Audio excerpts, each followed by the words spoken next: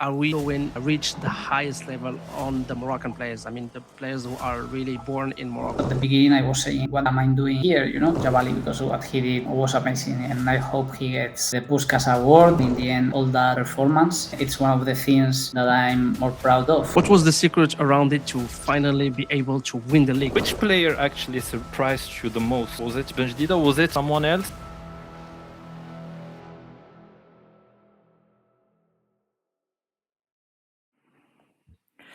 السلام الخوت، مرحبا بكم في ابيزود جديد ديال بودكاست الفيستير. وجينا اليوم كيف ما وعدناكم مع واحد الكوتش اللي كان هو الاركيتكت واللي قدر يدير البطوله، دونك اون سيزون هيستوريك مع الماس هاد العام في البطوله.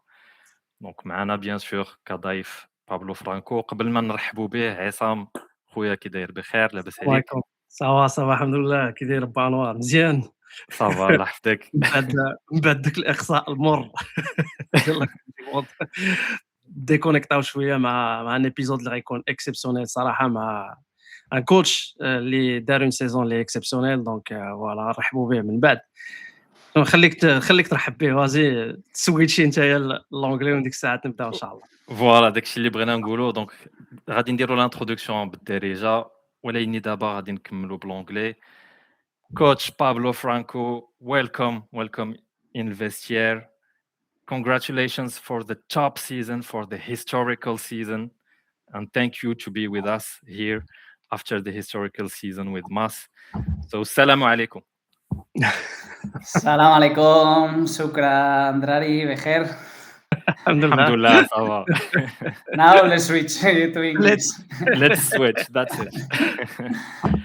So, as we said, that was a historical season. Congratulations, coach. Let's talk about the journey to the title. So it was after 41 years with Mas. It means a lot for the public, the city of Fes. So how does it feel for you to bring that to the Fes, to the city and to the public of Mas? To bring the title, of course, of Bottola. You talk about the journey. The first thing is that the journey was too long in terms of waiting for the people of Fes, for the club of Mas, and too long for us as well, because it's been an unbelievable season. Counting was 374 days, over 1 year since we started our first training session in pre-season in Ben Slimman, until the last match we played against Chira. And from there, it feels special, it feels great. It's a feeling of happiness and a feeling of pride as well, because it's been a long journey, but also a really difficult journey. Everybody knows where we came from, the expectations, the reality of our level when we started with the team, the possibilities, the amount of teams we have at the beginning ahead, all the things that we couldn't control many times. So it tastes even better, when nobody is betting on you and you are capable of proving everyone wrong. It's even more special. I think the city of Fes, the people who work this year in the club, from the management, from the sporting director, from the technical staff, medical staff, club staff, especially the players, the fans who are amazing, top. I've never seen such a crowd like this in Morocco. I think they especially deserve, after such a long wait, to celebrate the title, the championship, and we made the whole city happy, and that's why we are in peace, and we are so proud of what we achieved. Yes, exactly. And what we said about the city and the people, we know that we will have a lot of people from Fes looking for this episode. Yes. So hi guys, دراري ديال فاس مرحبا بكم. And of course all the Moroccans will watch this video. because you Not made only- history, not- guys, and not not only only, Moroccans, yeah. of course. So we say hi to all all fans all from fans and all football community, because we know we have also some communities that want to talk about tactics and football. We will go back to this, of course. We will have we will deep dive to tactics, but we want to make some macro. So you were talking about the journey, and from your point of view, when we talk about the season, is there a point where you said this is the turning point where we can go forward and win the title? Was there a turning point, maybe a game, or maybe something happened that you said, okay, so this is for us the time to win the title? or maybe they believed it from the start, huh? Yes. Could be the case, huh? I'm very honest, guys. If you heard my press conferences from the beginning of the season, because even if we were not favorite at all, or even if we didn't have the same budget of the Big Four, or even if we were coming from the scratch, with no facilities, with no spaces to work, with all new players, many players coming from relegation last season, players staying in the team, not getting more than an 8th position in the league. The expectations in the city were big. It's the mentality of the people. They were hungry for this championship, and from day one in pre-season, what we received was comments of, come on guys, let's go for Bottola. And I look at them like, guys, but you are crazy. You don't understand where you are coming from. You're asking for something that is not happening in the previous 41 years. With all the situations we have, this is a project. We need to grow up. And I was the first one who was always saying from the beginning that we didn't have to pay attention to those expectations, to those messages, that we needed to pay attention to ourselves, to be better and better every single day, to have the willing to improve in every training session, to grow more and more. And it's true that the process took a little bit of time, also because many main players arrive in the last minute of the transfer window. And from there, we need to adapt all those players to the things that we were doing for 6-7 weeks with the rest of the players in the beginning of the pre-season. From there, I think when we had the Christmas break and the AFCON break, the team was reaching a very good level, and that break maybe was not the best moment for us. So we also continue with the same speech because we didn't know what was going to happen after, also with the transfer window in between, some changes in some other teams in terms of coaching. And in the second half of the season, we continue with the same speech. And to be honest with you, I didn't think of the championship. I dreamt of it, because in the end it's how I am, and I'm ambitious, even if I'm realistic. But until we didn't beat Wydad away, and we had the possibility to say we are going to face the last 3 games in a position where mathematically we can win the title, and seeing the way the team was playing, seeing the way the rest of the opponents were playing in the last month and how they were dropping in their performances, because it was a very tough month for all of us, plus seeing the maturity and how the players understood how to face those moments, I started thinking we are going to have a chance. And then the next day, beating Usim, we reached the first position. Then in Marrakech, even if we had the opportunity to finish everything and we got a draw, I was sure that we were going to win the last game and we were going to be champion. I was stable. I saw many faces of disappointment that day, and my job was just immediately after finishing the game to take the group and talk to them and make them understand that nobody was betting on us 1 year ago, that we were reaching the last game playing at home with our people, with our family, with our friends, having advantage and depending on ourselves to write the last page of history, because we were the whole season writing small pages of history, breaking all the records in the history of the club in Bottola. But we had the opportunity to write the biggest page in the end, winning the championship, and I was sure that we were going to make it, not without difficulties, because we knew it was going to be a difficult game, but I was pretty sure there, even if there were nerves and there were doubts, because it's normal, it's human, I was sure that we were going to make it. Hi, Sam. You want? Yeah, for me, it's straightforward. I would like to know what was the secret. You obviously spoke about being the challenger and not being the favorite.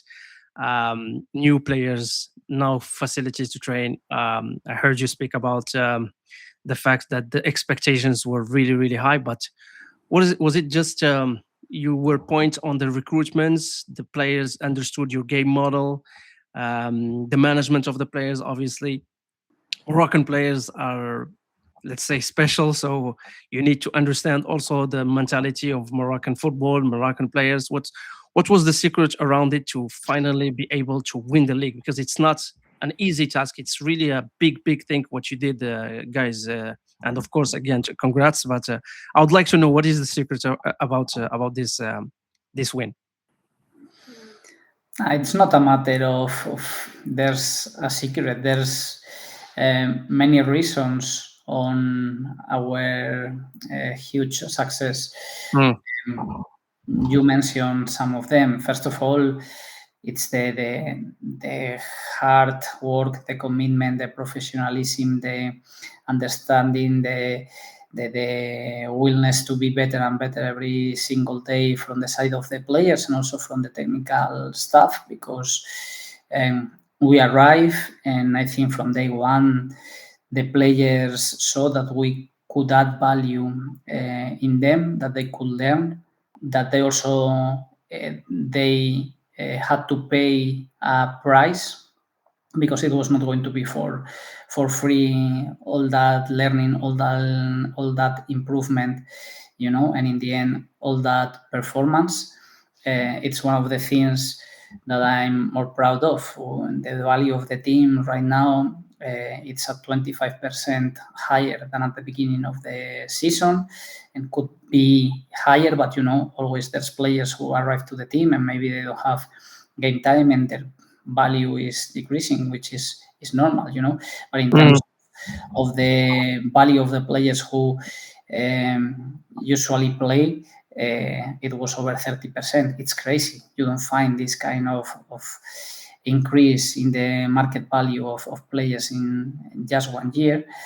And this is because they work very hard, and because also we gave them the tools to be better every single day, and they started seeing the results, and that what we were telling them was working for them. I remember the first week when I was with them, and Bader Kaduri told me, "Be patient, Pablo," because at the beginning I was saying, what the hell am I doing here?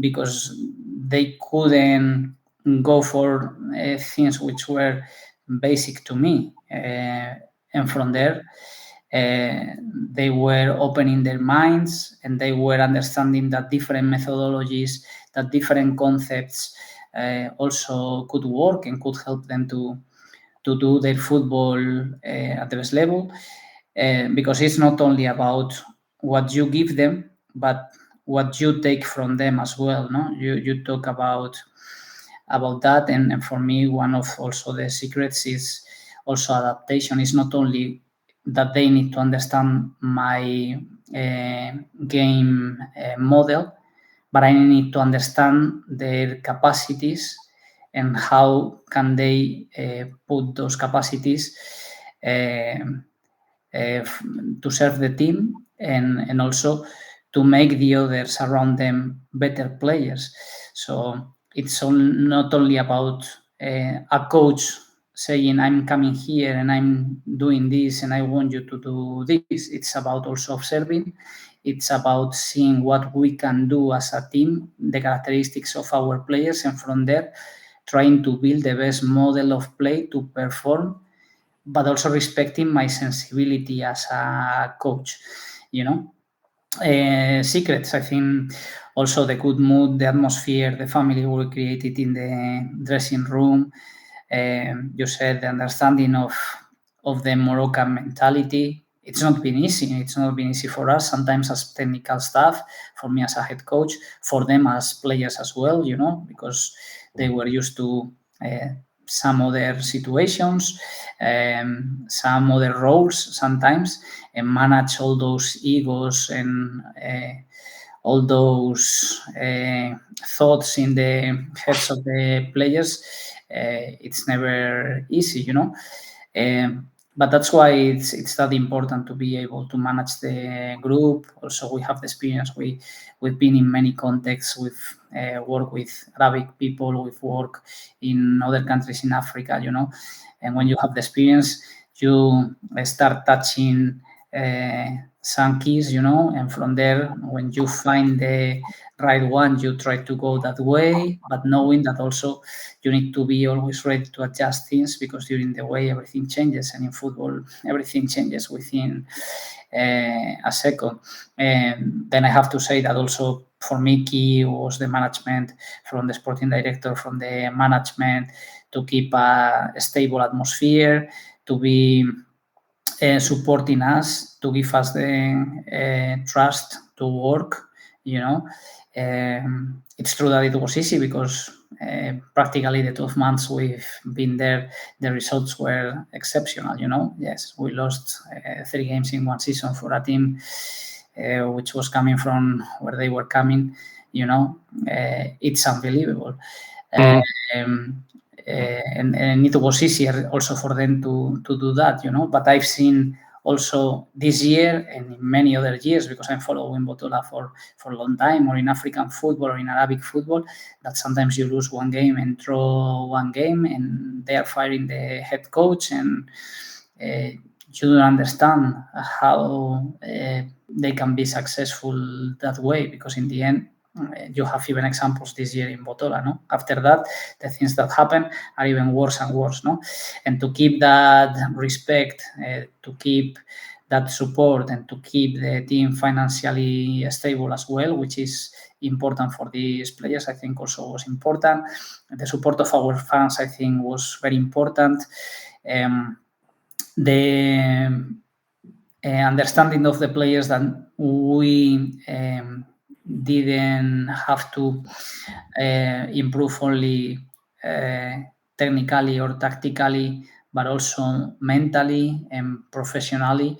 I think now we live a team much more mature, much more professional, used to do a different kind of work, closer to the European mentality, and I think all those things have been important, and then the quality and the capacity also of the technical staff, the medical staff, the people from the club supporting, motivated. I think there's been many things. From there, the most important thing, that Ben Yedida scored goals, Salah saved one thing. A lot of goals. And the rest of the players did the job to defend when they needed to, and to play good football and try to dominate and try to reach the main targets in the best conditions as possible, as many times as possible as well, So it's about that. It's football. It's a game. It's about being successful and accurate, And in the I end, have a question I told about you many things, and yes, I'm yes, answering it's you good. from the beginning. There's no secrets, you know. It's Yes, hard to choose a matter one of exactly. among It's yeah. a whole actually. Yeah, it's good. It's good. So from what you said, I'm trying to get the pieces and ask you this question. Now that you won the league, you saw the Moroccan Bottola, the championship. What do we need actually as Moroccan league actually to get into the highest level and be compared to European leagues, for example, La Liga, Ligue 1, Italian league? What do we need as the Moroccan league so we can be really really successful and have players that can play anywhere actually? So, I don't know if the question is do you No, understand the it's question? perfect. Yeah. I'm going to answer you telling you a story because during the whole season, I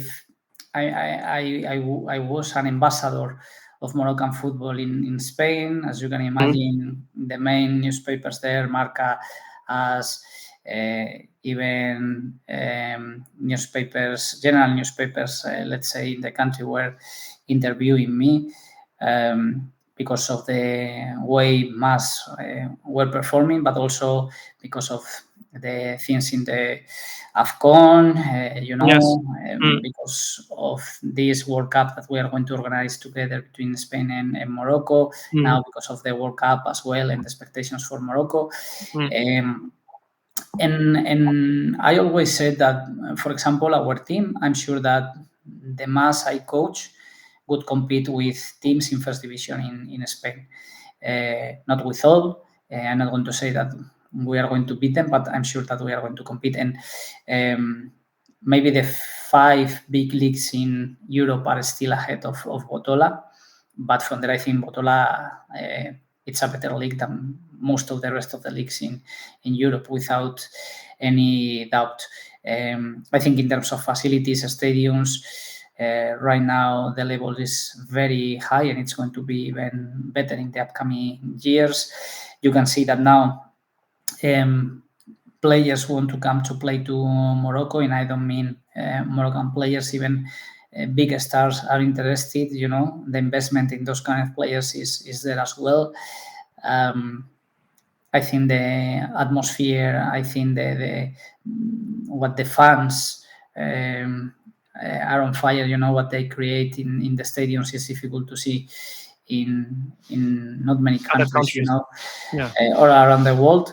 From there, what I have to tell you as well, as always, with honesty, is that to be a top league, the organization must be better. I think this season it's been a mess. This thing of not having a calendar or finish a game and not knowing when you are going to play the next game, then you give 2 days off, then after 10 hours you need to call the players to say, guys, I'm so sorry, but we need to come back tomorrow, or only 1 day off, because then they schedule the next game to be the last league in the world, finishing when we are in the middle of the World Cup, when some players need to leave for World Cup as well. I think in these things, there's a huge margin of improvement, and if you want to reach the next level as a league and to look at the face to the big leagues in Europe or all around the world, you need that change in the organization, because the rest of the things I think are amazing, And guys, I'm telling you this with honesty, and I'm telling you with not the idea of criticize anyone, but to try to support and to help, because now I'm part of this business as well. I don't know if next year or the upcoming years I'm going to be part of Botola probably, and I want to be in the best league as possible, and I want you guys to grow up as much as you can, because if I'm part of this, I also want to be part of that history of being in the best moment of Botola and Absolutely. having more visibility all around the world. Yes. And about just on go the same add point, something. on the same Yeah. point, we all know the problem. It's okay. The organization, it's a mess since a long time ago. It's not only about this season, it's also the last seasons, and we all know it. But my question was around, because we just finished a World Cup, and we have this debate today on Moroccan quality, the local players. Are we going at someday reach the highest level on the Moroccan players? I mean, the players who are really born in Morocco. You see, Playing in Bottola. yeah, playing in Bottola. So can we expect sometime at some point to reach like a highest level match? When I see a match in Bottola, I mean Fes, Raja, Wydad, Isfar, and everything, I can see the match and say, okay, I see a high intensity match, like for example, 60 minutes or 70 minutes of really high intensity, of really play aggressivity and everything, and I can match it with a Premier League match or a La Liga match and everything around, like you said, tactical, technical, and even mental. That was my question around it. It was like this. Well, I think it's difficult to compare with the big leagues nowadays. In the end, we're talking about national team. For me, in Bottola, there were players who deserved this year to be part of the national team. I don't say that they needed to go. This is a different thing. One thing is to deserve, and one thing is that they can go, because in the end, I respect a lot all my colleagues, because I'm in the same situation as well. And I know that football is not fair, because as coaches, we cannot play two players in the same position, and maybe the two players are at the same level and they are working very well every day. In the situation of national team, the performance of players like, for example, Herimat or Sofiane Benjedida, for me, their level is amazing, and they could have been perfectly in that list. But I understand that not all of them have a space to enter into that list, and the other players who are going there are also absolutely amazing, and are performing in their teams. So I think there's going to be more and more players in Bottola with that quality if the improvement is there, but also it's true that it's going to take time, because in the end you cannot compare, being honest, the level of Bottola with the level of PSG or Real Madrid, and then or Bayern Munich now signing Saibari.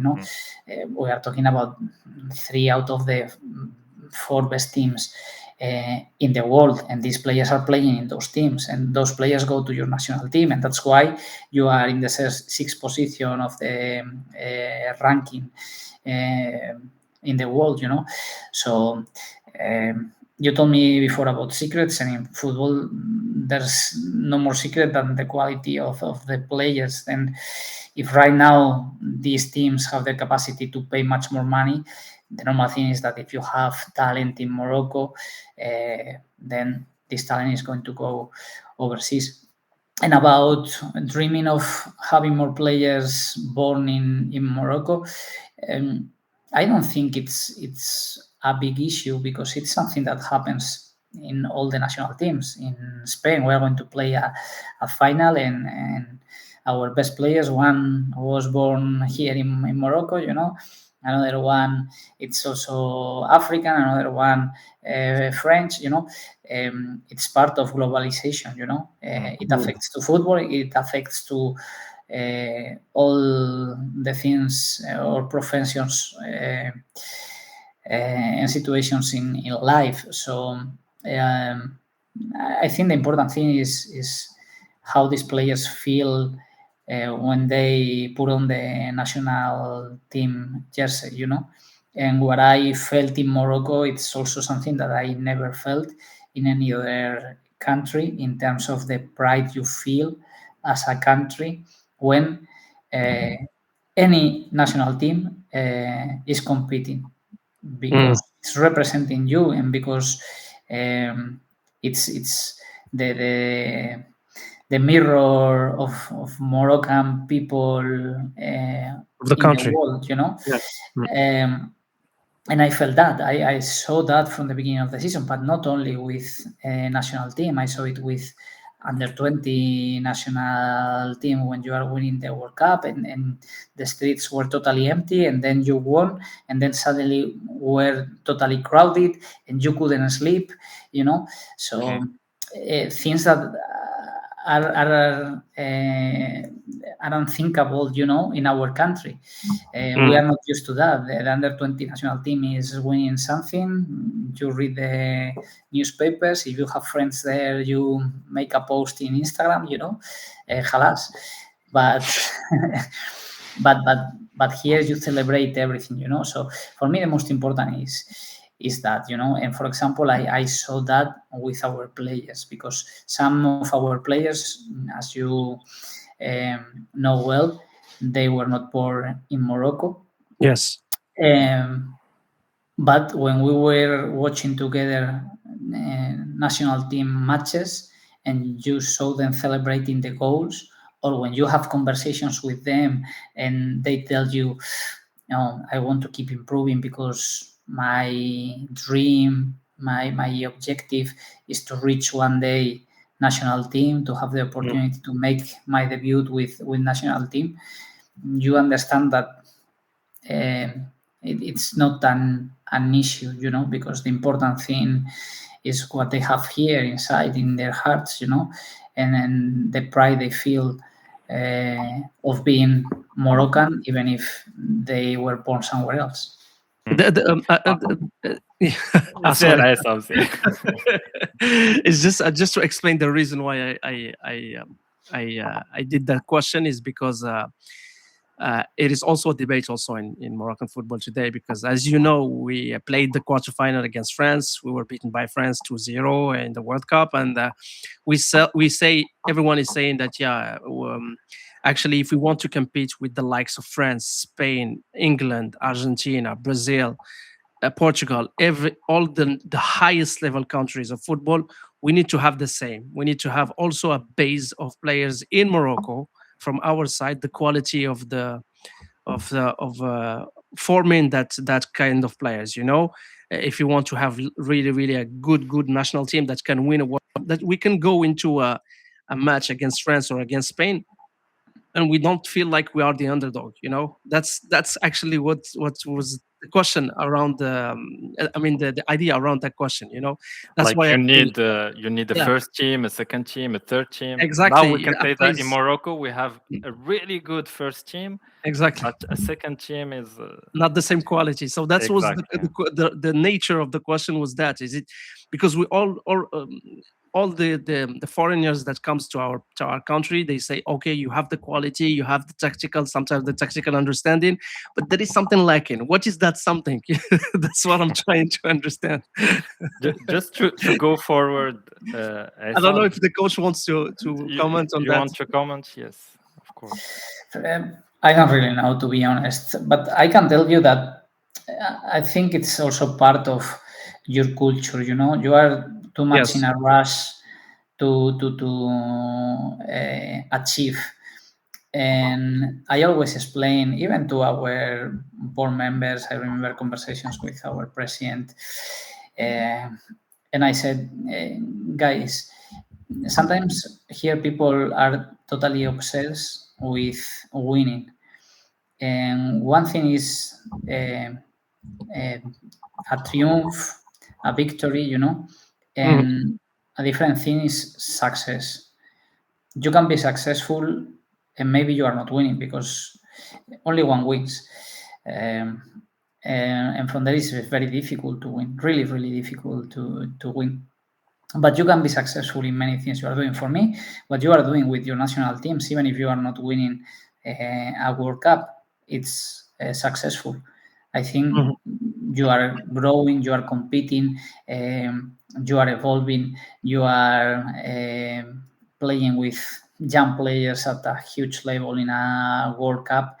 Yeah, it's true that you play against France and maybe you didn't play your best game and everybody was expecting a little bit more from your side. But also it's what I said before. We need to be realistic. France, even before playing against Spain, I said they are the favorites. Yeah, we beat them in the last Euro. Collectively, we can be better than them, and if that happens, maybe we will have a chance. But if we are honest and understand this game one by one, the players individually, technically, in terms of being decisive, are better nowadays than us. But I think you are in the process and you are doing the things very good. And I said many times as well, it reminds me too much to what happened in Spain 30 years ago when we started winning in under 16, under 18, under 20 World Cup as well. And before, we never were successful with our national team. And from there, those generations had the opportunity to have continuity, and then after 10 years, we started being real competitors, and I think you are establishing all the bases. I think what you are doing with the federation, with the Mohammed Academy, I think that the job is amazing, and you are investing a lot in youngsters, and you are going for the right steps with them, and you are getting the best Moroccan coaches and former players who can add value to these players, but at the same time you are taking some knowledge from overseas because they can add also value with their experience and their capacity. I think the process is there, but you need to understand that all processes take time, and that you cannot expect to arrive to a World Cup now because in the previous one you reached the semi-final, and again you need to go for the next step and play a final. It's not as easy as that, But for me, I would say that the World Cup of Morocco was good. I'm not going to say that was extremely good, but was good. And for me, it's still part of the process, and you are in the right track. And I like the team, the way they play, the way they compete. I like the fresh air with these young players who are going to be better and better in the upcoming years. And I'm sure you are going to keep growing up. Yes, we have to trust the process and have a vision. Just I want to make a quick comment about what you said before, Coach, about the organization in Bottola. I hope that the message is for of course, for Bottola organization to have this, because your feedback is very good, and we heard about it a lot. So we hope that it will change for next year. About the calendar, of course, for Bottola. So just to move forward about, you talked about the players. You talked about, of course, Soufiane Benjdida. He had a really, really great historical season, 20 goals. It's been really years and years that we didn't have this much of goals in Bottola, with the barrier of 20 goals. Especially a Moroccan striker also. By a Moroccan striker, exactly. So which player actually surprised you the most? Was it Benjdida? Was it someone else maybe that had improvement during the season? These questions are always tricky because it's not easy to choose. now some players, when they listen to me, they will say, you see, like this one was your son. And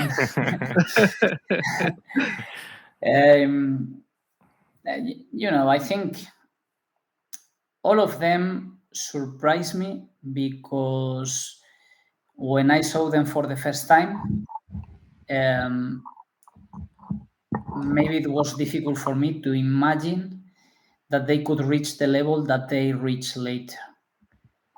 So that was the biggest surprise for me. I told you that the first weeks were tough for me because I saw that we were going to suffer with the team we had, even when we received the new players at the beginning, because they were not trained, because it's normal after a summer period, because they arrive late.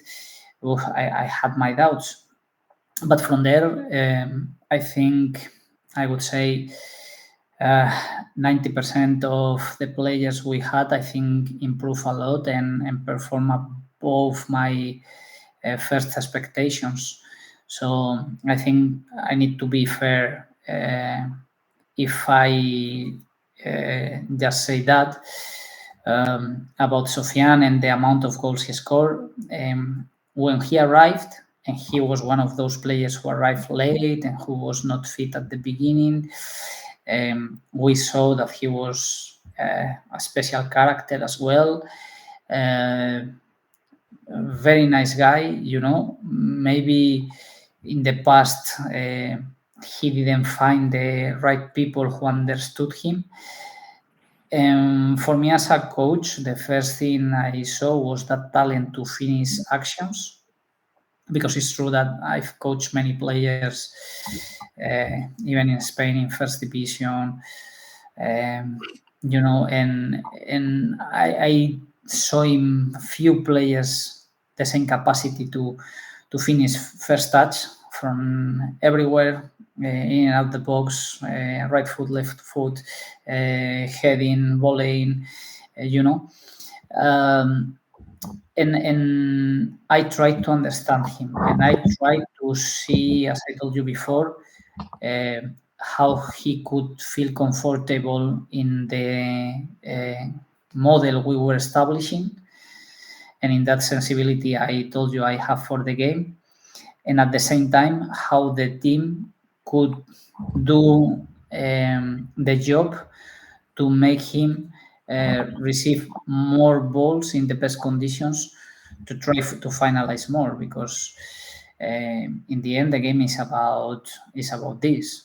It's about what you want to do to score goals and not to concede goals, so that the games are defined in the boxes. And luckily we received a player in the last minute who was capable of finalizing those actions. And from there, I think it's one of the keys of his success, his quality, his mentality, but also our understanding of how he was as a player and as a human being, the way we needed to treat him to keep him alive, motivated, and willing to be hunger, and also how to establish something so the team could reach him as much as possible in the best conditions as possible. But Sofiane surprised us, yes, because he scored 20 goals. But I'm telling you, as a coach, he was one of the players I saw, and within one training session, I said, with these guys, he's going to, and I remember perfectly the second training session. I told Aitor, assistant coach, this guy is going to score more than 15 goals. I talked to the agents and I said, he's going to score more than 15 goals here, and the next year he will make a move somewhere else, and people will, or teams will pay money for him, because you can detect this kind of talent. With the experience you have, that you are going to create something Quality. So he is going to be able to explode that quality, and I think also the players understood that we had a differential player in the box, and we had to play in the best way to provide him of balls. Coach, let's deep dive a little bit in tactics and your philosophy and your model of playing. So we saw this year that you want to possession of the ball. Your team also have a lot of intensity. How did you manage to explain to your players? Did it take a lot of time to understand your way of playing? And was there something like non-negotiable for you, like, for example, being compact, being the pressing, the intensity of pressing? Was there something from your philosophy of playing and your model that is non-negotiable? No. because then my ego would be above of what the team needs in each moment, And also part of my philosophy is, I told you, respect my sensibility, but also understand the capacities of the players and detect what they are good at, and from there to try to put all the pieces together. So from there, the magic comes out, and it's true that we had those characteristics, but also we tried to be as best as we could, playing sometimes direct or vertical or counter-attacking or defending in a low block or in a middle block, or being a little bit less proactive and more reactive in some situations, or sometimes not counter-pressing but trying to get the shape back, and I think also this is the key of a good team, that you can have your identity, but also you need to know that football is much more than that, and that you are also need to be able to manage the other situations. And sometimes you play combination, but finally you are winning the game in one corner kick, or you are winning a game in a counter attack, or sometimes you want to press high, but you need to finish the last 10 minutes defending the low block and keeping the result, because you don't have capacity to do more in those moments. So my work from the beginning was to try to understand the players, that we need to be the best ones in all the situations, in all the phases of the game. Of course, to be congruent with our speech, we spend more time doing the things that we try to do longer time during the game. But we also spend much time, working in some other aspects, because they are key and they are basic if you want to get results and perform, which is in the end what counts in football. Hey, Sam? Yeah, but what I want to understand from what you're saying is you have your sensibilities, you have your you have your game model, but the principle doesn't change. I mean, the principles you have, you can change. You can adapt on your type of players you have. Maybe I will attack at the back with 2 or maybe 3 if I have 3 defenders that can play good with the ball with their feet and everything, and progress. Or you can also manage to change even the principles. You can play a game, for example, counter-attacking game is not what I saw from you. It's just a question and on this year on Bottola. But does the principle change if you're playing against Raja or against Wydad, or maybe tomorrow against Barcelona? Would it change? But this is not a matter of principles, it's a matter of the game plan. And for me, it's two different things, we have our identity, we have our principles. We know that even there are some situations in the game that we are not going to be good at, because we don't have the players with those characteristics, but we need to improve, because those situations are going to happen, even if it's once per game or twice per game, because we are going to try to make the game go to the way that it's more interesting for me. But when it goes to that way, we need to be able to solve the situations. But then in every single game, trying to respect our identity as much as we can, sometimes you need to adapt, because that's what a game plan means, that you analyze the strengths and the weaknesses of the opponents. You already know about your model of play, about your weakness, about your strengths. You know about the characteristics of your players, and from there you make this cocktail, where you put all the pieces together.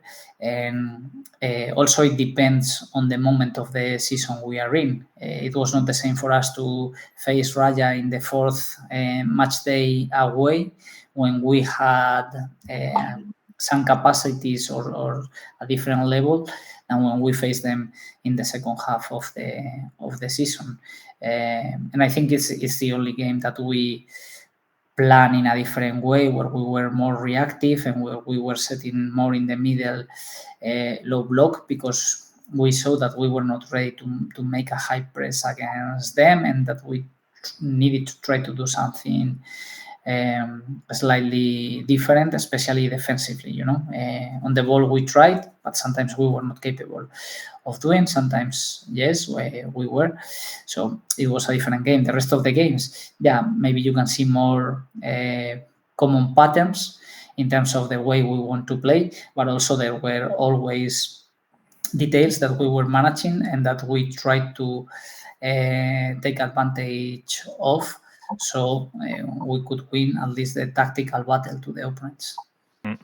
We've seen actually some of it, some tactics, for example, creating overloads, especially during games, even during big games against Wydad, for example. When we go back to the season, there was the Jabali that had this creativity to score this amazing goal against Wydad. So was it coming from you to give him this freedom actually to go forward? Was it something that you tried to say to him to have this freedom? Look, I'm not going to take the credit from Jabali, because what he did was amazing, and I hope he gets the Puskás Award. And yes, I think he deserves. Yeah. At least the CAF Awards, the goal of the season, for sure. Yes, which is something also for me incredible, because I already coaching Simba Papesako, who is right now playing for Raya, and he got the goal of the season. Playing in CAF, an amazing overhead kick goal. And I don't think there's a coach with two players in different teams winning this award, because it's something really, really strange. So I think he deserves, If any team wants to win that award next year, you should hire Coach Pablo Franco. Exactly. the chances and the XG of having the Puskás Award will increase. Not only, yeah. But for example, talking about that goal concrete and linking with the game plans we are talking about before, and also it's something that we prepare during the week, during the meeting in the game plan, where we always prepare our video with our animations, with our images from the opponent, from our trainings, from previous games, and then we try to show the players exactly what we need to do in an easy way, so they can understand and they can get the confidence, because they see that they already know how to do it. They practice, and those are the situations that they are going to find in the game. But also in that game, in the halftime, we remind about this situation, and we knew that, for example, in the duel of Breca against their left back, whoever was going to play that day, because they were missing players in that position and they were not used to play there. I don't remember if Hali was the one playing there that game, but we knew that looking for sometimes this variation, even if we are a team which likes to play combination and dominate the game, but we knew that in this case, playing balls in behind for the runs of Breca, we could take advantage. And this is something that was prepared and that we remind, and we said, let's stress that zone, let's try to put the ball there, let's try to make those runs and vary the game from time to time, because we are going to enlarge them, we are going to have more spaces after to play again, but especially because we can win that duel into the space, and from there we can finish the actions. So this is something that was part of the game plan. I'm not going to lie to you, my friend, all the credit for Jabali. It was not in the game plan that Jabali went up and kicked the ball with a Rabona and scored the winner, Amazing. But it's true that, for example, when we train, or the way we train, from the beginning, we invest a lot of time in explaining the players why we do things and what for. I'm not a coach who says, nah, you need to come here, you need to pass there, you need to... No, you need to do this, but why are we going to do this? What's the advantage of doing this? What's the advantage of this positioning? What's the advantage of this timing? What's the advantage of this body shape, for example? You know, and from there, our exercise, our methodology of training is based on that. Make them understand why and what for, and at the same time, force them to make decisions. And those decisions need to be better and better. And from there, with those decisions, also they start understanding each other. They understand their peers, you know, in the next line or next to them in the same line. And from there, you create those relationships which are key in football. And from there, as a coach, you also get information from the trainings. And then you say, hey, they are capable of doing this, or we are taking advantage of these situations, and from there, with these situations, we are capable to finish more actions, you know, or we lose less balls. So we need to try to keep the process this way, you know, until we are ready to go for different steps. And in this case, you also increase the creativity of your players more than the freedom, you know, because in the end, we are all connected, and we need to respect each other. And we need to understand our position, and we need to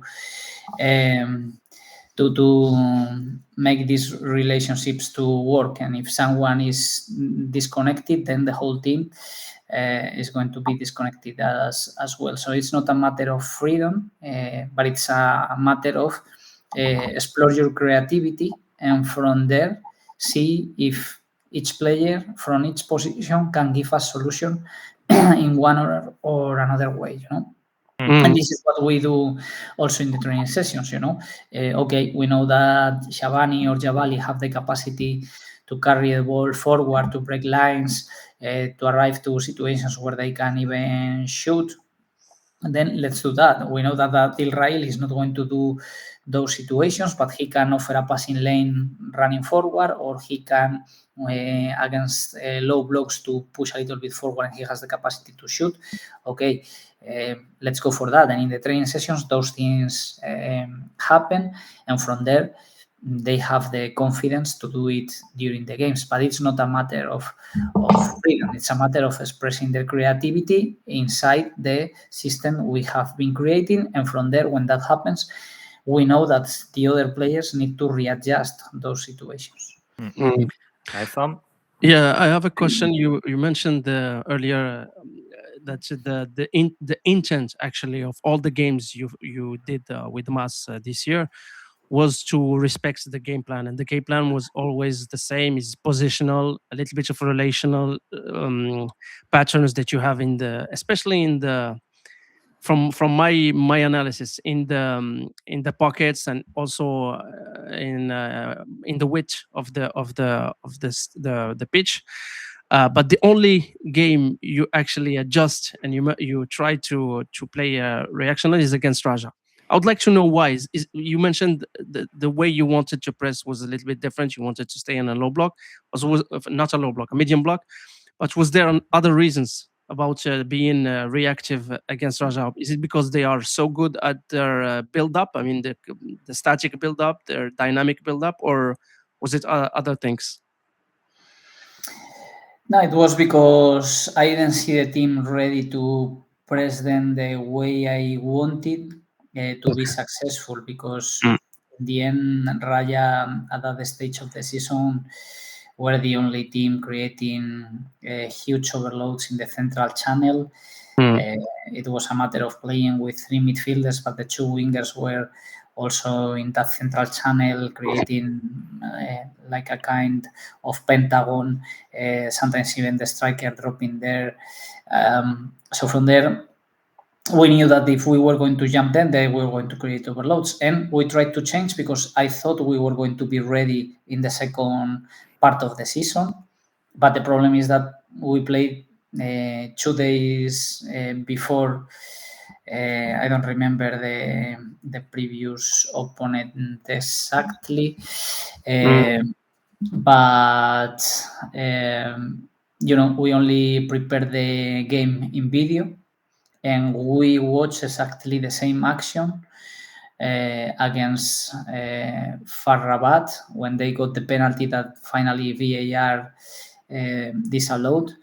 And it's the same action where we concede the goal, and we knew that they were going to do like that, and we knew how we needed to adjust and how to press, but one player is not doing the right press, then another one tries to jump to cover that situation, then another one is not capable of jumping and covering the other one, then they find the free man in between the lines, and from there they play the vertical pass in a duel where we knew that their striker was going to be stronger. So in the end, in the second game, I thought we were capable. We were going to be capable to do that, and we weren't. It's true that we also were a team used to prepare during the week everything that we are showing in the game plan just before the games. We were practicing all the situations offensively, defensively, in terms of different heights in the pitch, what's going to happen and how we are going to react, and how we want to play, and where we can take advantage or where we need to reinforce ourselves because we know the opponent is stronger, So it was a matter of that we need to be more compact, we needed to reduce the spaces between lines, we need to defend from behind, and trying to equalize in numbers the players in the central channel, because otherwise we were going to suffer. We also suffered, but we knew how to suffer, and also with that game plan, we were capable of scoring not 1, 2 goals, because we were disallowed one goal. We also hit the post. They hit the post as well, but it was, I think, a game that was balanced in terms of chances, not in terms of possession of the ball, because they were better and they were more dominant than us, for sure. I think it's the only game during the season that we can see that we try to do something slightly different, and we concede the opponent the opportunity to dominate us more. Coach, go Esam, go. Yeah, I have one last question about that. I mean, maybe not philosophically. In the training sessions, do you coach more fixed positions or player relationships?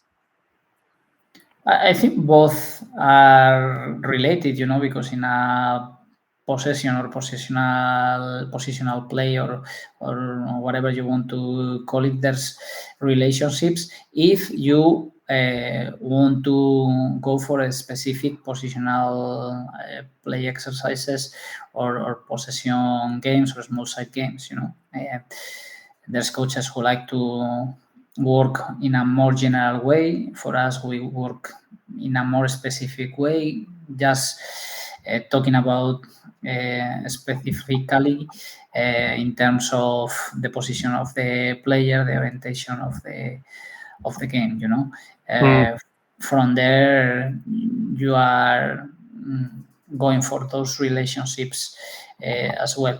But in the end, it depends on the week. The good thing is that, for example, this year, with all the breaks, we had like many pre-seasons, and we had clean weeks to work in many aspects to keep developing our model of play, to keep developing individually the players with a lot of sectorial or with a lot of individual work, with a lot of work in pairs or three people to work on those connections you are talking about, And then during the competition weeks, it depends.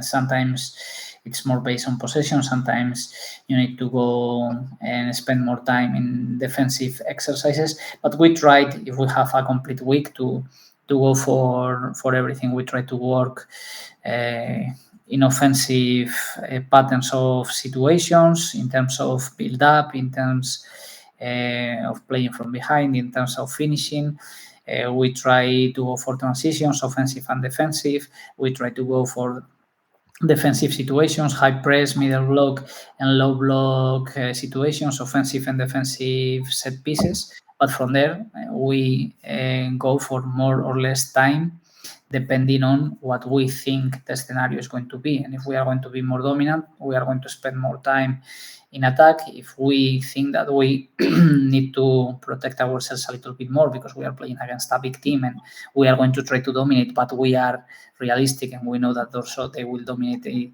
us in some moments of the game, then we spend a little bit more of time in those defensive situations or relationships, because also defending is a matter of relationships. I have a question. Of course, you won a lot of games during the season within the additional time in the last minutes of the games. We all know about the Fergie time. We can say in Bottola that we have the Franco time with you, coach, because a lot of games you won was in additional time. So I don't want to ask about what is the secret, but was it something that you played on, like playing until the end of the game, winning games? Was it something that you work also with the players on? But sorry, because I think here I need to correct you because I don't remember many games that we won at the end. In fact, I saw some stats in the last week, and I think we were the best team in the competition. I think, I don't remember if it was from minute 61 to 75 or I have some games, for example, Benjdida. I know that against, don't remember.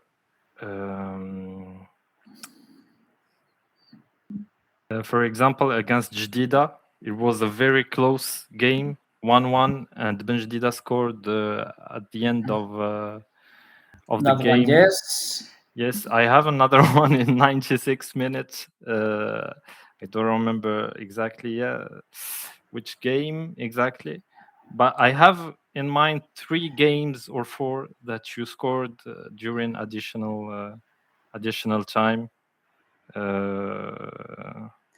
I don't remember that. I remember, for example, games where we had chances till the end and finally we didn't win, like the 2 against Meknes, where we had this empty even the goal one with Widad, yeah, chance. it was in 80 minutes. Yeah, I think it was something at the like end. that.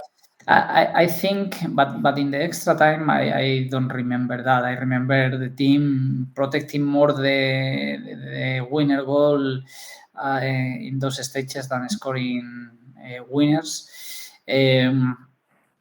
And I will remember, my friend, because when you score a winner in the extra time, the excitement is huge, you know. But it's true that we scored many goals and we didn't concede any goal. I think it was between 60 something, 65, 75. So that means in advance moment of the games, we were pretty reliable. So that means that, first of all, you have the capacity to be focused on the game for longer time than the opponents, to have this mentality, that identity that we created from the beginning, that till the end, as we call it, you know, fighting and not giving up no matter what.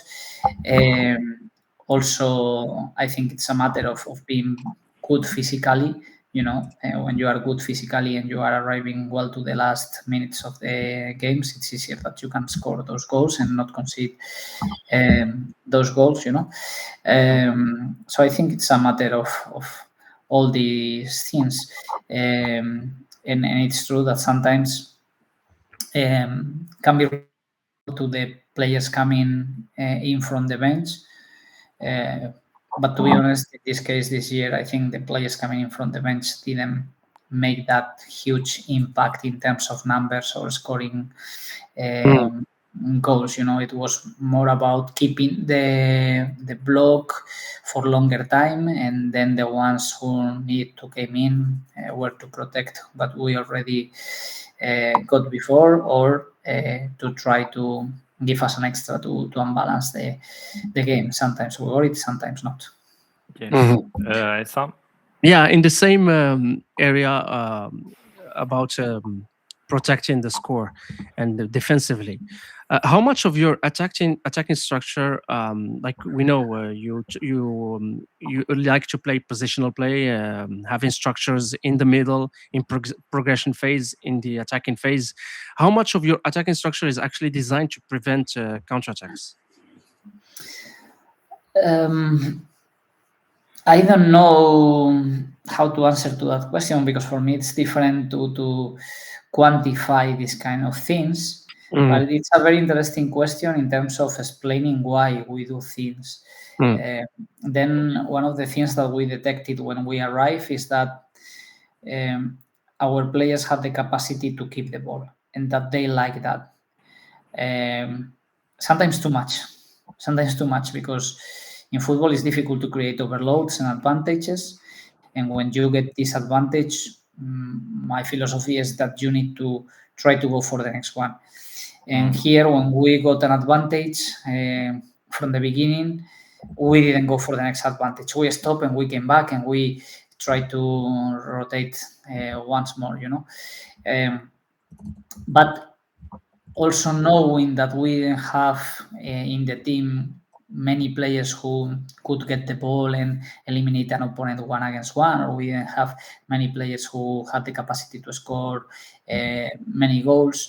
For us, it was important to control the games, and to control the games on the ball, because you're on the ball, then the opponents are not attacking you, so you don't need to defend much. So what that makes in the end is to make the final score a little bit shorter.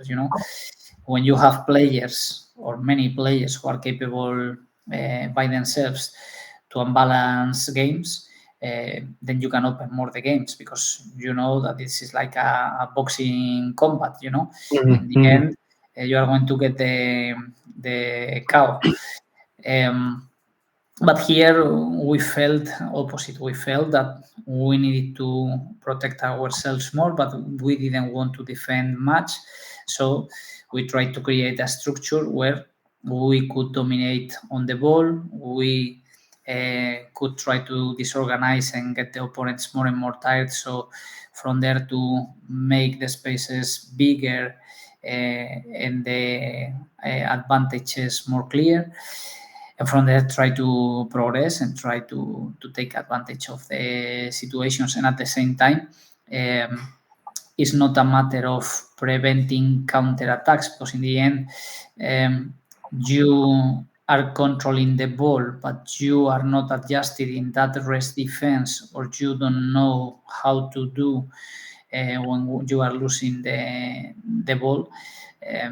Then the counterattack is going to be there as anyway, So it was about how to control the game, how to understand the positional play we needed to do. First, because we wanted to control the game. Second, because we wanted to attack in the best conditions as possible. And third, of course, that balance structure need to be there, and we need to react as soon as possible and in the best way as possible when we were losing the ball. And I think we were very effective in those counter press situations, and also in the situations where we need to prevent direct counterattacks, because we were well organized in the rest defense, and because also we had the commitment of the players of running backwards to get the shape back when we were overcome with direct or vertical balls. So I think it's more or less what we try to organize with the kind of players we had this year and their characteristics. And when you talk about rest defense, you're obviously talking about the defenders that keep close space with the attackers of the opponent, for example, because we see this a lot of times in Bottola. I don't know if it's intentional or not, but sometimes you see teams where they're a little bit divided into two. You have one striker or two strikers up front, in the center of the midfield, and then you have the rest of the team compact inside their box. So how do you deal with those situations when you have a striker? You need to be really close to him. If sometimes I lose the ball, like you said, I need to activate my counter press to get back the ball and defend with the ball and stay in their side. Again, is part of the game plan, and depending on the situations of the game, the characteristics in this case also of the opponents, because also we knew the characteristics of our players. We didn't have many speedy players in our back line. So depending on the situations, depending on the opponents, we wanted them to understand that the behavior cannot be the same. This is not we attack on the right side and then always the two center backs and the left back are closing down plus the defensive midfielder who is balancing the team, and we have a structure of 3+1. No, it depends on the moment. It depends on the opponent. It depends if they are deeper or if they are higher. It depends if they are speedy and they play to those players, or if they try to support and try to keep the ball. So that's the richness of the game, and this is what we try to learn our players, that they need to adapt to the situations and they need to know how to read. And from there, every week we are helping them also to show them and to work in the training sessions what's going to happen and how we need to solve those situations if we want to be adjusted in that rest defense. And I think I don't remember neither many games where we conceded goals from counterattacks. I don't even remember right now one single goal coming from a counterattack. I remember Berkan coming from counterattack.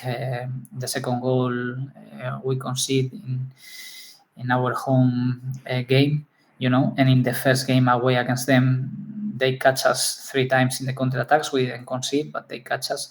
So I think our structure was very good always, and we adapted depending on the opponents. Sometimes we leave 2 players, sometimes 3, sometimes 4. Sometimes we try to go higher into be closer. Sometimes we leave more spaces because we prioritize to defend the space between the center backs and the goalkeeper, because then we know they are going to make those runs, and we try to reduce those spaces.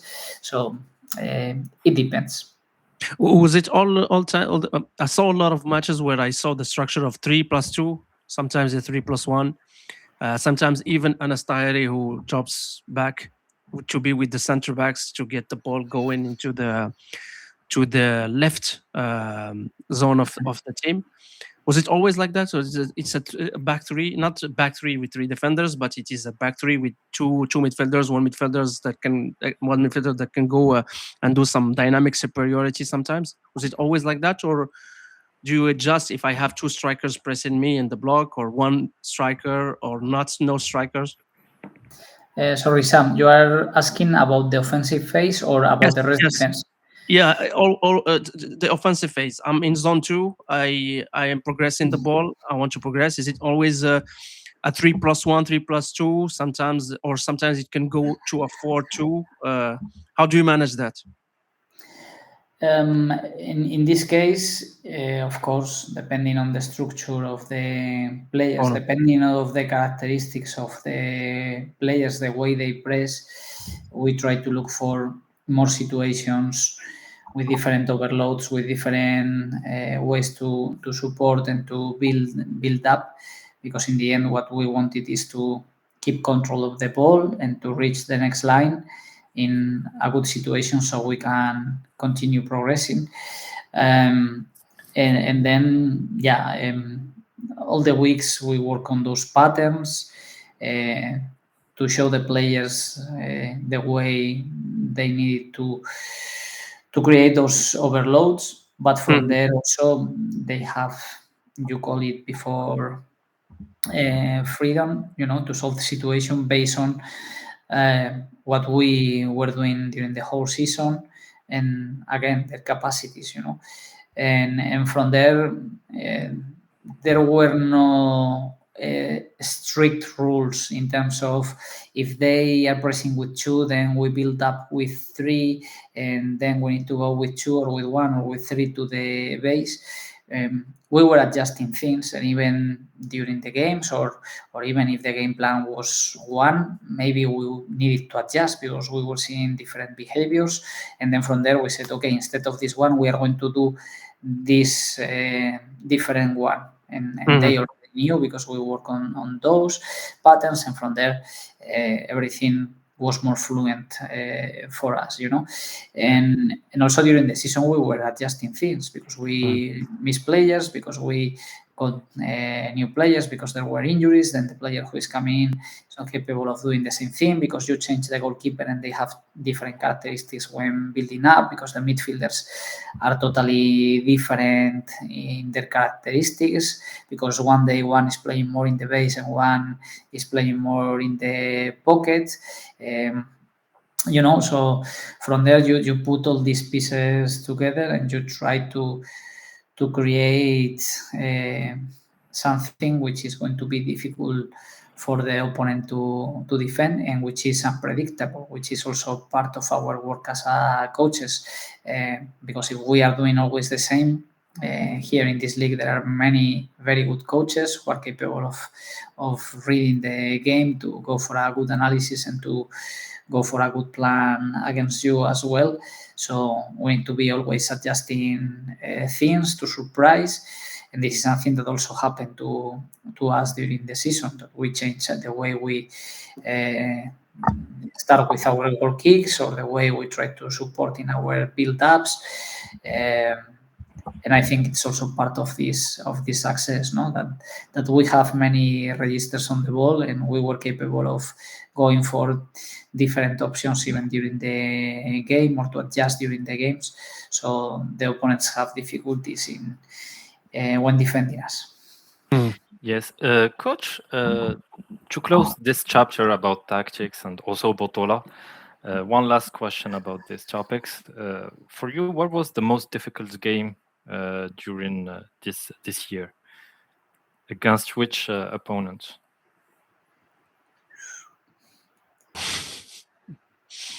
Oof. We know that you had a lot of face-to-face, and the Bottola this year, there was 3-4 teams that could won the league. There was a really great race.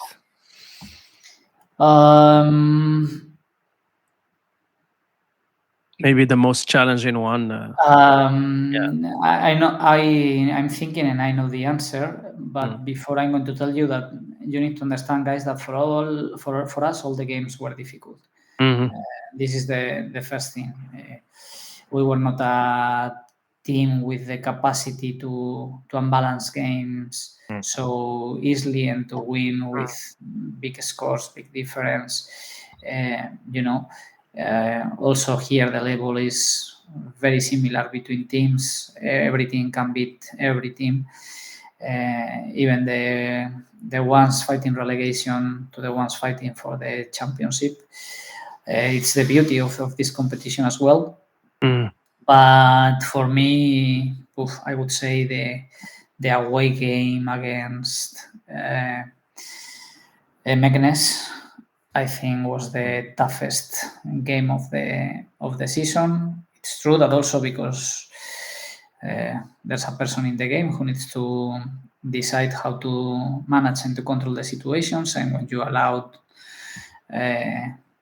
for me, not aggressiveness, because I understand aggressiveness, but one thing is aggressiveness and one thing is violence. It's go for situations that are out of the rules, and it made it really, really, really tough for us. It was really, really tough, and I remember some other games when opponents went to press us man to man, and they tried to play more direct and to make a game of duels and not control of the game and not playing football and interruptions and these things, I think in those situations was much more difficult for us to be ourselves and to try to take advantage of our characteristics or strengths.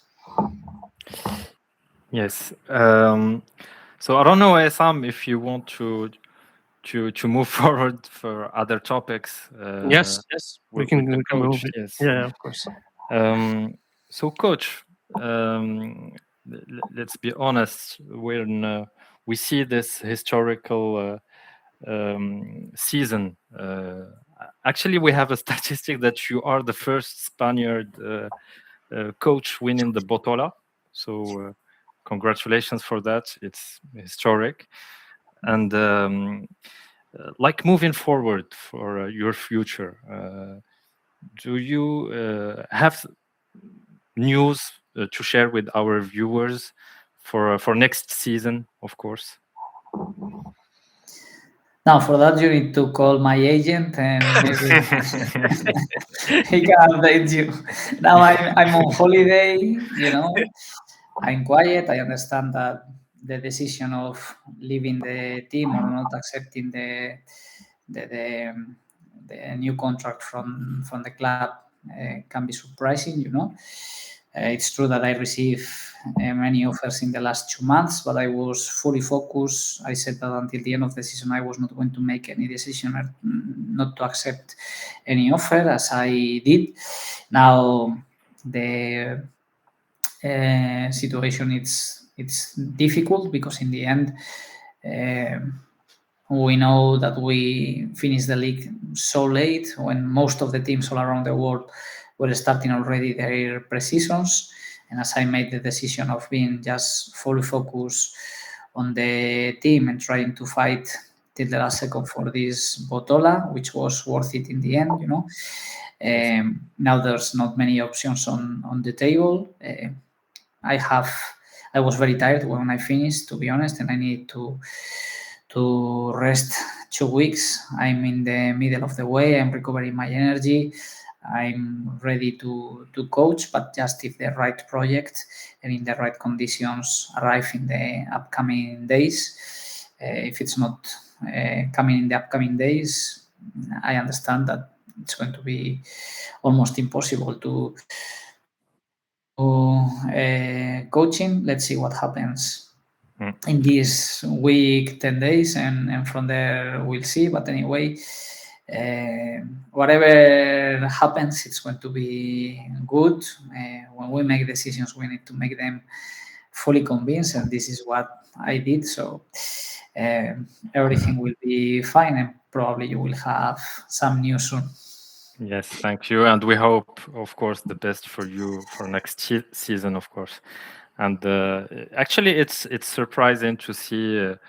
We like to have continuity, and when the coach that win the championship is not continuing with the team, maybe there will be also other changes, of course, in mass with the players. Of course, we see also Badr Kaduri, who's not anymore in the club. So it's of course surprising, but we hope also the best for the club also for next season.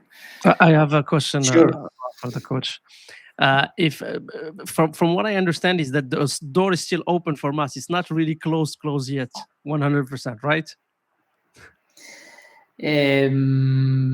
I think they are contacting already coaches. I don't know if they sign any coach or they made it officially or not. But in this case, the decision has been made. They know for some days. It's a decision which is coming from what I feel I need to do at this stage, what is going to be the best for me, for the club as well. And so, I don't have any complaints. I'm just leaving the places always being grateful. You mentioned the club, you mentioned Badr. I'm a loyal person as well. I'm a person who who likes to be respectful and appreciate what people do for me. The same, I think they appreciate a lot me, not just as a professional, but as a human being, as a person, for all the legacy I'm leaving in the club, not just in terms of victories, in terms of what we build in terms of facilities, the way we educated the players, the methodology, the professionalism, we install in the team, but also in terms of the values we are living there. So maybe I could be talking, or any other coach could be talking about these things or complaining or whatever. It's not my style. I'm in a different way. I'm just grateful, I appreciate everything. Of course, like in every team, like in every family, there's issues or there's things that you are not convinced of, and that's why you are not taking the decision of extending the contract. But it's something normal. It's football, and I have great memories. I'm going to love this club. Of course, the doors are going to be open, I think, from their side, from my side as well. I said that this is not a goodbye, it's a see you soon, and see what happens in future. But right now, I think it's time for someone else to take over and to take advantage, because when we arrived here, the job was really tough. There was nothing. Players were at a different level. Now, as we said, their market value, their performance is huge. Everything is ready. So now you don't need to switch on anything. It's just to give continuity, and from there, I wish them all the best, and I will be, as I said, Masawi forever, and will be happy for all the success of the club in the future. Yes. So moving forward, we know that we're recording now just before, not just before, but 3 or 4 days before the final of the World Cup, and Spain is in the final against Argentina. So we will not say, of course, who will win, because for you it will be the answer is obvious. But how do you see this game? Do you think that the Spaniard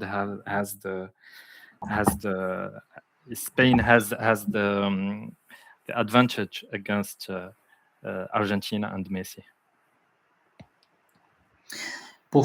It's difficult to predict anything in this kind of games. Finals are really special, and they are really unpredictable. The last champion, Argentina, champions 4 editions ago, Spain.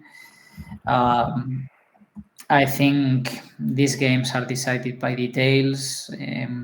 I think it's going to be a beautiful game in terms of the style of play of both teams. Probably from the collective side, Spain is superior. But from the competitive side and from the mentality, I would say that Argentina has the advantage. Individually, technically, I don't see huge differences between both teams. I think the level is similar, and then I don't know. I don't know how to make a how to say in English, to say what's going to happen, a prediction of what's going to happen in the game. I think, like all finals, there's going to be nerves. I would be surprised if one team is dominating too much from the very beginning, because there will be mistakes, there will be tension, there will be this fear to lose in these situations. I don't see both teams playing very offensively and go for one goal and for another one, but trying to respect each other, which is what happens when big teams are playing in these big scenarios in the finals. So you never know. When one Messi is taking the ball, when one Lamine Yamal is taking the ball, anything can happen and things can change in within 1 second. And I think it's going to be more a game that, no, of managing the emotions, of controlling those small details which can unbalance the game. And in this case, what I have to say is that hopefully we get the second star, because would be amazing, and would be a little bit like the same story as Masfest this year, no, being a little bit the underdog and nobody counting on us, and finally getting the championship. So inshallah we can win, but it's going to be tough. Sam? Yeah, on the World Cup, I remember this question, and I'm really interested in having your opinion about it. And it's a tactical question also. We all saw what happened in the Morocco-France match. Just in an analysis, tactical standpoint for you, because we did the analysis here in the podcast. We said that tactically we lacked a little bit of depth. We had the ball, but we didn't have the runs, actually, especially in zone 2. Sometimes we had also a lack of players when we play long balls, because France pressed us a little bit higher. So we needed the physical presence in the last line of defense of France, especially against the likes of Upamecano, Saliba, and everything. But for me, the lack of depth was the real issue. Also, the duels that we lost, especially in this first half, we didn't play with much intensity. How did you see that game for you? Was it also the same, analysis that you did, or do you see other things that went wrong actually for the Moroccan side? In my opinion, I'm going to twist a little bit your question, because sometimes there's things which are intangible in football, and that are not related at all with tactics, and more than the tactical approach, that I'm sure that the coach and the assistant coaches, the analysts, knew very well what they needed to do to try to minimize France and to play their best football. What I felt from the sofa was a little bit of lack of personality in that game, and sometimes these things make the difference. I saw a team that felt from the very beginning that they were inferior to France, and I wonder what would have happened if they tried to play the same way they started the game, for example, against Brazil. Excuse me, can you just explain what is the lack of personality? Is it keeping the ball when the team needs it? Is it progressing with the ball, not losing it? Don't have a lot of. No, I mean more in believing in your possibilities, believing in your capacities. I saw players not expressing themselves the way they used to do in the previous games, and these individual behaviors also made the team behave in that way. They were dominated from the beginning. They were conceding too many chances from the beginning. They were not creating. They were not keeping the ball the same way they tried to do the previous games. They didn't adjust like in the previous games and variate the combinations with wingers or strikers dropping or fullbacks inverted sometimes. This is what I mean. That I didn't see the team expressing itself the same way that in the previous games. Maybe feeling that they were playing against such a big team, such a big stars. And that's why I'm telling you, is the part of the process and the lack of experience of some of the players in your national team. And those things also in the end affect to the performance of the whole side, of the collective, and in my opinion was more about that than about the game plan or the tactics were not good. I'm sure that the coach managed that because he already proved that he has the capacity to to manage the games tactically in different moments, and as well with different registers, sometimes dominating on the ball, sometimes defending deeper and counter-attacking, and this is a football team as well. But this is what I was trying to mean, that for me, I was a little bit cold in terms of I'm not seeing the confidence they showed before. I'm not seeing their football in this game, and it had nothing to do with a game plan or that they were not pressing in the right way or they were not defending. It was minute 85 and I was in the sofa and I was saying they are going to come back. Yeah. They are going to come back. And I don't know if it's a matter of tactics. Now everybody is criticizing Tuchel because of the change he did. Maybe it was the right change. Maybe they didn't lose because of that. Maybe with that change, they just need to adjust and to defend properly the situations, because he tried to have an advantage defensively in those crosses. And finally, he's losing with one cross from Messi with his right foot, and with Lautaro, who is a short striker, defending in between two big guys, and he's finishing. Maybe it's not the tactical approach, but is how you manage the small details, the micro details in those situations. But as a coach, you were feeling and you were smelling something. You were saying, it's going to come. It's going to come. No matter what they do, it's going to come. Now that the game is like that for Argentina, and it's like that for England. And no matter if it's 5 minutes to go plus the injured time, it's coming.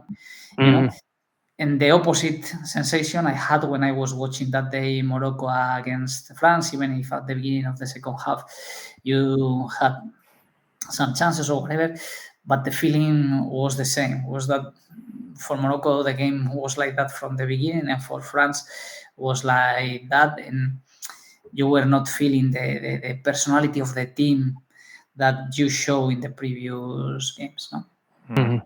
Thank you.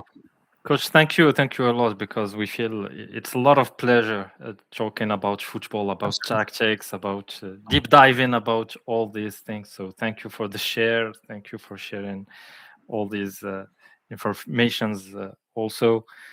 So just to close maybe the podcast, we want one word about mass fans, of course, if you can say one word about them. And the city. Well, I should say many words, because from the beginning of the season they gave us everything.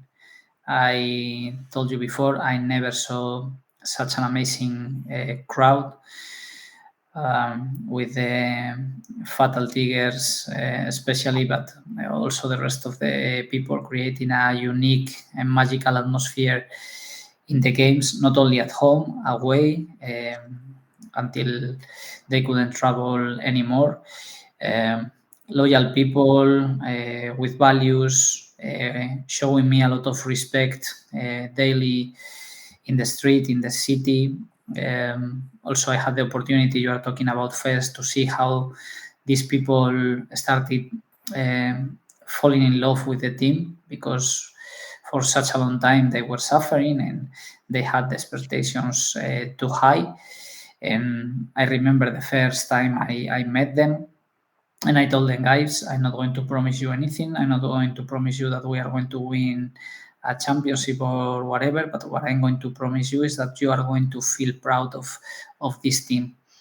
And the day before going to Marrakesh or to playing against Tusim, I don't remember well, they came to me and they told me, no matter what happens, but we remember that conversation, and you need to know that we are all, as a city, as fans, really proud of the team we have this year, of the work you are doing, of the emotions you provoke in us, because in the end we play football for them, for the people, not only our fans. I think everyone in Morocco also respected us this year, and they realize that a team coming from difficulties was capable of playing the best football in Bottola and probably in the whole Africa, scoring amazing goals. I don't know how many amazing goals because we talked before about Jabali, but I don't know how many amazing goals we could include in the list of the CAF awards or the Puskas award, Belgium has some few good goals also. Amazing. With the right, with the left. Yeah. My friend, but collective goals as well,